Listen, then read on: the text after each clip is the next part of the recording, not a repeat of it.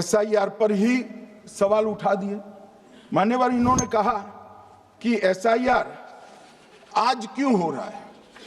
मैं इनको थोड़ा इतिहास और मान्यवर, एक नई फैशन हो गई है, इतिहास बताते हैं तो नाराज हो जाते हैं कि आप इतिहास मत बताइए।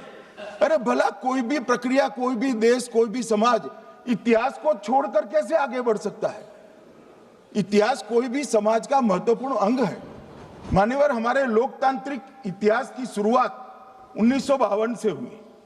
तो सबसे पहला गहन पुनर्निरीक्षण एसआईआर कब हुआ? 1952 में। एसआईआर की क्या जरूरत है वो कहते हैं, इसलिए मैं कहता हूं। तो उस वक्त प्रधानमंत्री कौन थे? जवाहरलाल नेहरू। किस पार्टी से थे? कांग्रेस पार्टी से। दूसरा कब हुआ? 1957 में। फिर जवाहरलाल नेहरू प्रधानमंत्री थे, कांग्रेस पार्टी से थे। तीसरा हुआ 61 में, उसमें भी जवाहरलाल नेहरू प्रधानमंत्री थे और कांग्रेस पार्टी थे। 65-66 में भी हुआ, एक ही गहन पुनर्निरीक्षण 2 साल में हुआ। उस वक्त भी श्री लाल बहादुर शास्त्री प्रधानमंत्री थे, कांग्रेस पार्टी थे। 83-84 में हुआ, इंदिरा जी थी। 87-89 में हुआ, राजीव गांधी थे। 92-93-95 में हुआ, नरसिम्हा राव थे। 2002 और 3 में हुआ, तब श्री अटल बिहारी वाजपेयी थे। मान्यवर, 2004 में गहन पुनर्निरीक्षण समाप्त हुआ, तब डॉक्टर मनमोहन सिंह जी प्रधानमंत्री थे। तो 2, 3, 4 का एक गहन पुनर्निरीक्षण हुआ, एसआईआर हुआ। उसमें 2 साल एनडीए के प्रधानमंत्री थे, भाजपा के थे, और 1 साल डॉक्टर मनमोहन सिंह। 2004 के बाद सीधा 2025 में गहन पुनर्निरीक्षण हो रहा है और इस वक्त हम हैं। एक पूरा गहन पुनर्निरीक्षण एसआईआर की प्रक्रिया का आज तक 2004 तक किसी भी दल ने विरोध नहीं किया है। मान्यवर, क्योंकि ये चुनाव को पवित्र रखने की प्रक्रिया है, चुनाव के उद्देश्यों को, लोकतंत्र को स्वस्थ रखने की प्रक्रिया है। अगर लोकतंत्र में चुनाव जिसके आधार पर होते हैं वो मतदाता सूची ही प्रदूषित है, तो चुनाव कैसे साफ और सुथरे हो सकते हैं? I have decided now to reach Calcutta on the 25th morning. This will give me time to see Dr. Tagore as well as other friends. समझ रहे हैं आप?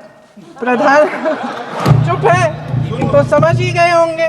फिर क्या होता है? फिर नेहरू जी कलकत्ता जाते हैं और गुरुदेव जी से मिलते हैं, और उसके अगले दिन गुरुदेव जी एक चिट्ठी लिखते हैं जिसमें वो लिखते हैं, अंग्रेजी में चिट्ठी है, उसका एक अंश मैं आपको हिंदी में बता देती हूँ, जिसमें गुरुदेव जी कहते हैं कि जो 2 अंतरे हमेशा गाए जाते थे उनका महत्व इतना गहरा था कि उस हिस्से को कविता के शेष हिस्से तथा पुस्तक के उन अंशों से अलग करने में उन्हें कोई कठिनाई नहीं थी।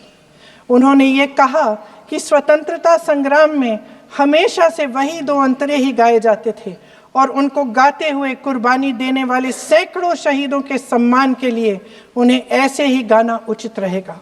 उन्होंने यह भी कहा कि बाद में जोड़े गए अंतरों का सांप्रदायिक मायना निकाला जा सकता है और उस समय के माहौल में उनका इस्तेमाल अनुचित होगा।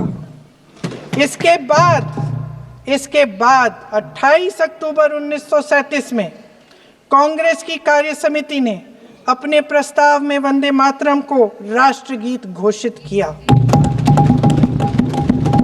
उन्हीं दो अंतरों को कार्य समिति की बैठक में महात्मा गांधी जी, नेताजी सुभाष चंद्र बोस, पंडित नेहरू, आचार्य नरेंद्र देव जी, सरदार पटेल जी, गुरुदेव रविंद्रनाथ टैगोर जी सब मौजूद थे। इस प्रस्ताव के ये सभी महापुरुष इस प्रस्ताव से सहमत थे। आगे क्या होता है ये भी सुना लूं। भारत की आजादी के बाद जब इसी गीत के इन्हीं 2 अंतरों को 1950 में डॉक्टर राजेंद्र प्रसाद जी ने संविधान समिति में भारत को का राष्ट्रगीत घोषित किया, तब लगभग यही महापुरुष मौजूद थे। इनके साथ साथ BR अम्बेडकर जी भी सभा में थे और इनके साथ साथ मेरे सत्ता पक्ष के साथियों के नेता श्री श्यामा प्रसाद मुखर्जी भी मौजूद थे।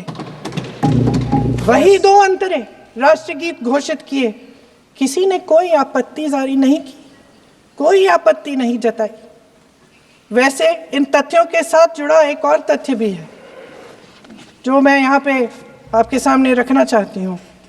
आज हम अपने राष्ट्रगीत पर बहस कर रहे हैं, लेकिन हमारा राष्ट्रगान भी एक कविता का एक अंश ही है, एक लंबी कविता का एक अंश है। और इन दोनों राष्ट्रगीत और राष्ट्रगान के अंश को चुनने में सबसे बड़ी भूमिका गुरुदेव रविंद्रनाथ टैगोर की थी। वंदे मातरम के इस स्वरूप पर सवाल उठाना, जिसे संविधान सभा ने स्वीकार किया, न सिर्फ उन महापुरुषों का अपमान करना है जिन्होंने अपने महान विवेक से ये निर्णय लिया, मगर एक संविधान विरोधी मंशा को भी उजागर करता है। क्या सत्ता पक्ष के हमारे साथी इतने अहंकारी हो गए हैं कि अपने आप को महात्मा गांधी जी से, रविंद्रनाथ टैगोर जी से, राजेंद्र प्रसाद जी से, बाबा साहब अम्बेडकर जी से, मौलाना आजाद जी से, सरदार पटेल जी से, सुभाष चंद्र बोस जी से बड़ा समझने लग गए हैं? मोदी जी का अपने भाषण में ही कहना कि राष्ट्रगीत को एक विभाजनकारी सोच द्वारा काटा गया, उन सब महापुरुषों का अपमान है जिन्होंने अपना पूरा जीवन इस देश की आजादी की लड़ाई में झोंक दिया।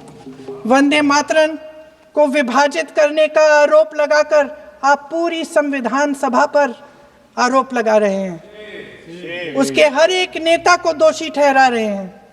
यह हमारी संविधान सभा और हमारे संविधान का खुला वार है। और जहां तक जवाहरलाल नेहरू जी की बात है,